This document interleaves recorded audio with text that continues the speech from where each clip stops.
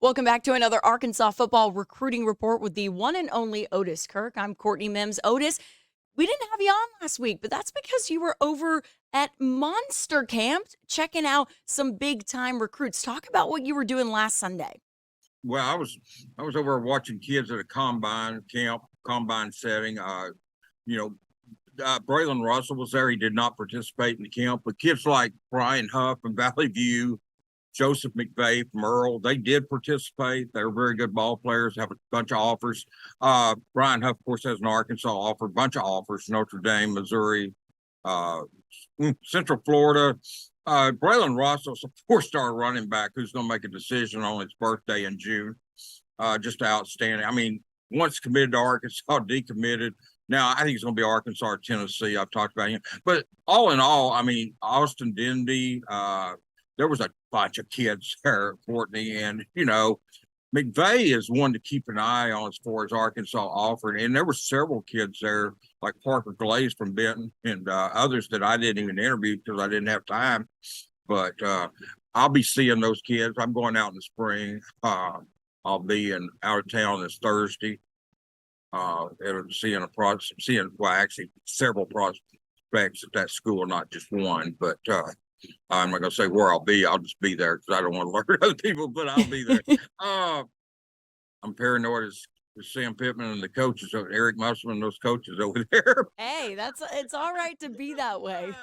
I'm joking, but no, I have Sam and them calling me, give me a cussing here in a minute. But no, there's a lot of good prospects there, Courtney, being serious, and it was a very good camp. Earl Gill and them put on a great camp. And the thing about Earl Gill and Leotis Harris Jr. and those guys, they get kids offers. I mean, Earl Gill worked his butt off getting kids. He got McVeigh out in the mouth. Earl's a real small town. I don't even know if you've ever heard of it. But I have not. Okay, but I think they've got like an 18-year-old mayor too. So, Oh, wow. they got like an 18-year-old mayor over there, young guy that's very intelligent. Okay. Part-time student or full-time at Arkansas State online. Anyway, Joseph McVeigh's a wide receiver, track guy, basketball. And, I talked to Austin Dendy, and he's a teammate of Courtney Crutchfield. They won the 5A state basketball championship, beat Lake Hamilton. But it was a good camp. It was very good. I love getting out and seeing kids like that. I like getting out and letting them meet me, and get to talk to them in real. Everybody wants to talk on the phone. I don't like calling kids. They don't like being called. Getting to see them in real. And like I said, I will be on the road this week. It's probably 2 or 3 places. I know of one Thursday I've got for sure. Well, if you want to read about any of those guys that we just talked about that Otis went to see last week at Monster Camp, you can go and check out all of those articles at hogville.net. I know I saw like 8 or 9 from you coming out last week. There was 8 to 10 articles. I don't know, but I bet there was 8 to 10 articles. I wrote about those kids and several others, running back at Malvern. I mean, gosh, I don't remember. I mean, there was a bunch of articles. I bet there was 8 to 10 articles on kids there. And all of them, the thing about it is, all of them had several offers. It wasn't like they didn't have offers. No. So, I mean, they've got a bunch of offers. Dendy's got 3 SEC offers, if I remember right. And Dupree won, Jalen Dupree won a state championship at Malvern, rushed for over 2,800 yards.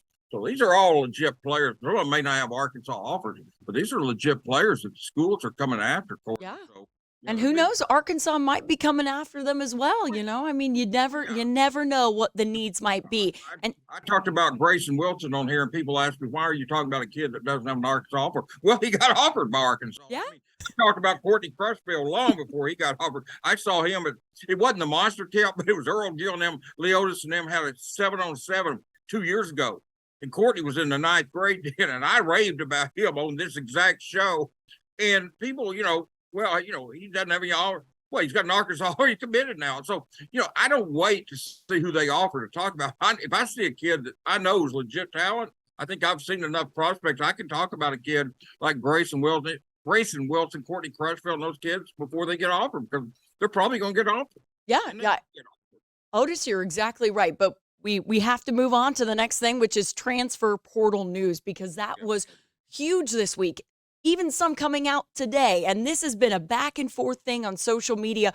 Varkey's Gums, right? Well, he committed to Arkansas, then he decommitted from Arkansas, and now he is recommitted to Arkansas. And that just happened. That broke literally today, this Sunday. So talk about that tight end and how you feel about that decision, recommitting Otis. Palmer reported this a few minutes ago, was the first to report it. I haven't had a chance to talk to Marquise because we were just getting ready to go in the air when this got reported. It's a deal where, look, Marquise is a great football player, but it's somewhat of a red flag when a kid commits, decommits, and then recommits. But I don't know what always he did visit California. I do know I've had text. Did he really visit Cal? Yeah, he visited Cal. But I do know he's a great tight end, very good tight end at North Texas, had 34 catches, 458 yards, 5 touchdowns. In the meanwhile, they offered a kid, Seydou Traore. I'm probably kicking the crap out of his name. I think that's the best way to say do Traore. I think that's beautiful. He was at Arkansas State last year. He transferred to Colorado and re-hit the portal. And he had 50 receptions for 655 yards and 4 touchdowns. He is the number 2 graded tight end by Pro Football Focus. Gums is number 8. But they offered Traore in the meantime. I don't know that they would still take him. One thing you got to remember, we talked, and I'm going to get into this in a minute, and I'm not going to go long on this, but they've got some extra scholarships, even above their priorities. And there might be a scenario where they would take both those tight ends. Wow. They're still low on numbers there. And if they could, and I don't know if they could get Traore since they got guns back, but if they could, it'd be a hard pass for me. I could not pass on him. This kid is big time. And he had, like I said, a big season at Arkansas. He's from London, England, by the way. That's my neck of the woods, right? Yeah, from London, England. So, yeah, he was a sophomore at Arkansas State this year, and true sophomore. And their numbers are down at tight end. If it were me, I would try to get both those. Well, I mean, I guess Gums is back in the fold, but I mean, I would probably talk to Luke and Shamar. And if it was cool with them, then I would pursue yet another tight end. But again, I don't know what you get him, but I do know this. Dan Enos will play multiple tight ends. I do know that. He will play multiple tight ends. And Ty Washington, those guys are going to get a lot of snaps. But anyway, we'll see how all this plays out. Right now, back in the fold. So there you go. And, and so there you go. Yeah, Gums is back until, he decommits again. Who knows? We'll see which way the wind's blowing 2 hours from now. 2 hours from now. Everything changes, Otis, all the time. When it comes to the transfer portal, I never know what to expect. But we have a couple more. Recruiting, to be honest with you anymore, you don't know what to expect. I tell you what. You really don't. Dudley Dawson this week, he said he didn't ever want to work football recruiting again. I said, Dudley, I like you too much. I would never wish this on my worst enemy, man. Well, Otis, that's why we have you to break it down for us. We have some other guys to talk about, one of them being a linebacker from Cincinnati, Jaheim Thomas. What are you seeing from him? Arkansas, and that was a priority for them. They weren't necessarily they got the Antonio Greer early. So linebacker was there again. It was kind of like tight end. The numbers were low. It's not that they were short of talent.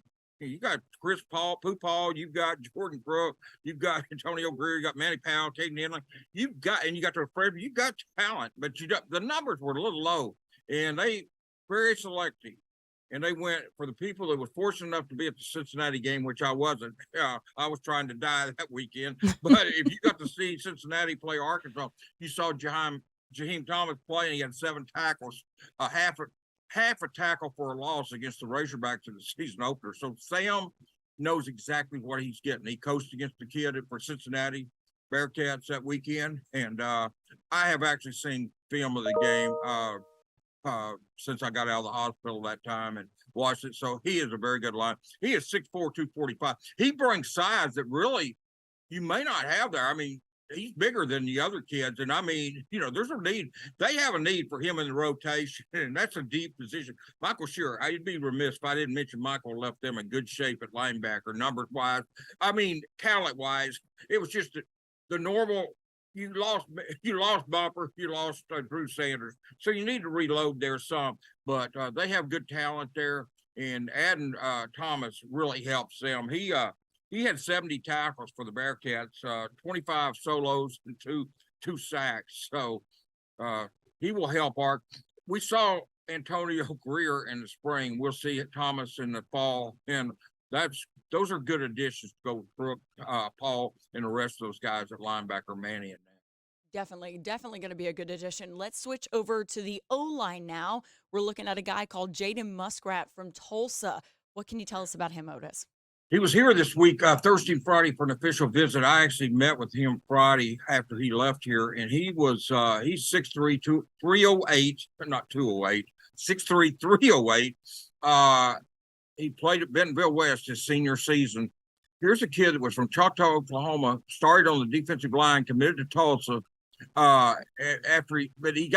He moved to Bentonville West, got moved to offense, and he told me Friday that was the best thing that ever happened to it. He had 2 Division II offers on defensive line, moving to offense. He played tackle at Tulsa. I don't know. He's got a bunch of offers. He's pretty much down to Arkansas and Auburn.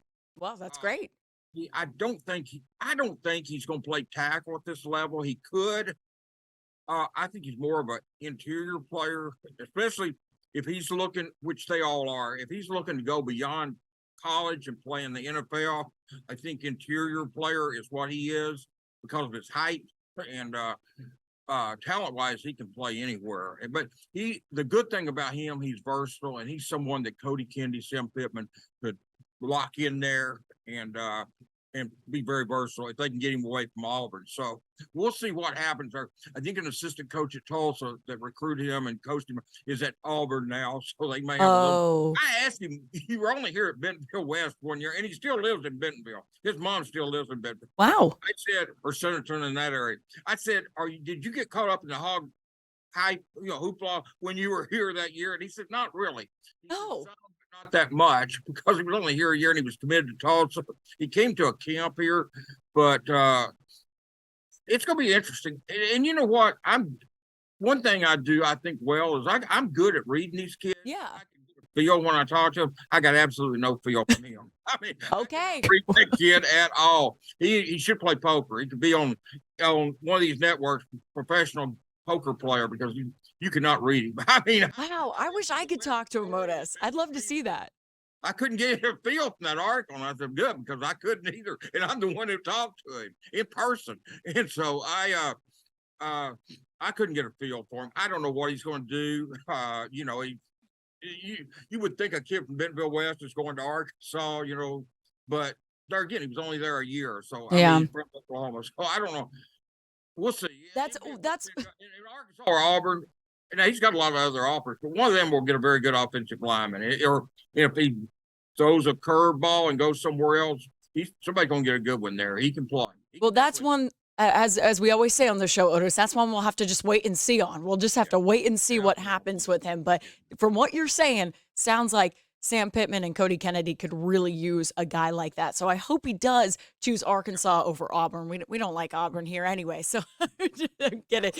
Let's switch over to the defense, though, Otis, a defensive tackle from Louisiana Tech, Kiwi Rose. I think we're Kiwi. I like it, I think we're running out of time, so I'm going to be real quick. Yeah, you're good. The defensive tackle who will be here this week for an official visit, 6'3", 303. You got Tank Booker to play interior. You got him, but they want 2. And Rose would be perfect. He's 6'3", 303, got a lot of offers from Henderson, Texas. He had 24 tackles, 18 solos, a couple of sacks, and 2 forced fumbles down at Tech this year. And he's got a lot of offers. He's from Henderson, Texas.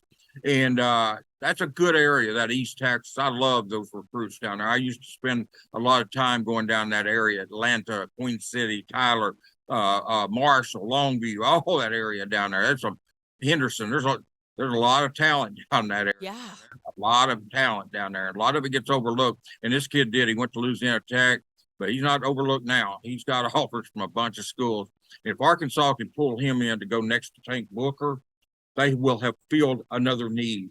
Then those kids will join Cam Ball, the other kids on the interior there, the Eric Gregory's, the Tarian Carters. So, boy, keeping Deke Adams really paid off. Oh, really? Oh, everybody loves Deke Adams too. Yeah, well, he's good. He's Yeah. very good. He's got those defense. I've said over and over, they've got 6 SEC caliber defensive ends that could play next fall, and they do. And they've got a lot of others. And the big thing is, we're not even talking about guys like the Quincy Rhodes that you went and saw at North Little Rock. The kids are freshmen who could come in and not be pushed in to play like a Zach Williams. Yeah. And solely were before they were probably before they were physically ready, not talent ready. But Zach wasn't that big when he had to play. Now they not have to do that, and but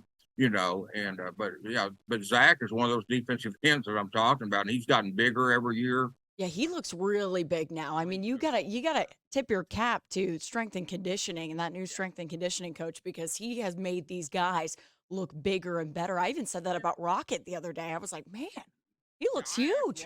I said, man, I asked him, I said, how much you weigh? Because he and KJ are not small. No. But man, those guys, it makes my body hurt. Oh, it does. Yeah. Those two and think about getting run over by them. My body aches. My back. I do not want to be hit by either of those guys, to be honest with you, at all. Otis, before we let you go, I do want to ask, because I know a lot of people ask this question to you on Twitter and social media. What are Arkansas's remaining portal needs? What do they need? Okay. Offensive lineman, preferably interior, preferably can play center. 2 to 3. Defensive back is the biggest need, Courtney. There's where you got 2 and maybe 3. I bet they take 3. I've scratched tight end off. We talked about defensive tackle. The other card, the wild card might be a wide receiver. You lost Landon Rogers, went to the portal. That was the only kid, because I don't really count Dax Courtney, because Dax was medically hardship. He couldn't have come back and played anyway. But even counting Dax, you only lost 2 kids. But Landon they might take a receiver. They're not hurting there, but mainly defensive back, a defensive tackle, an offensive lineman, and then the rest of it, maybe even another tight end. I don't think so, but possibly. I mean, if you get the kid from Arkansas State and Colorado, it'd be hard to turn him down. I'll say that, Courtney. Yeah. It might be easier for Morgan Turner and Sam than it would be for me, because I couldn't do it. But. Yeah, and I remember you asked Sam last time we got him. I think it was like national signing day, whenever we got him last. I couldn't remember. But, he kind of said, you asked him, I think, what are your remaining portal needs? And he was like, honestly, once we get those things, it's even best available. Like, we'll take you if you're good. Like I've said, they took Tykees Crawford when he was a freshman at Charlotte, and they weren't looking for an offensive tackle. But if you get a young kid like that at any position, they can be with you for 3, 4, 5, 3, 4 years down the road. You take them. You don't. If you've got your needs filled and you still got, say, 2 scholarships or 3, then you take the best available kid, because you may not count on him in 2023. Yeah, but that's fine. You put him in there now. Tykees Crawford's competing for the right guard spot on offense with Joshua Bryan. So that's the thing. You can take the best available need or best available player. It doesn't have to be a need. But once you've got to meet your needs. And right now, defensive back to me, if they can get the kid from Louisiana Tech at defensive tackle, if you can get Muskrat, you fill those 2 needs. So then it's going to come down. You've got to get defensive backs, and the rest of it's just kind of, I guess they could say in the country, the rest of it's just gravy. It's just extra, just whatever. Yeah. But you get those DBs. That's priority right now, and I'm mainly talking about the back end. Right. Back end, the Right. Well, Otis, we always appreciate you having on the show, and we always, appreciate your knowledge on everything when it comes to the transfer portal, recruiting, and we'll see you next Sunday for another Arkansas football recruiting report. Thanks, Courtney. Appreciate you.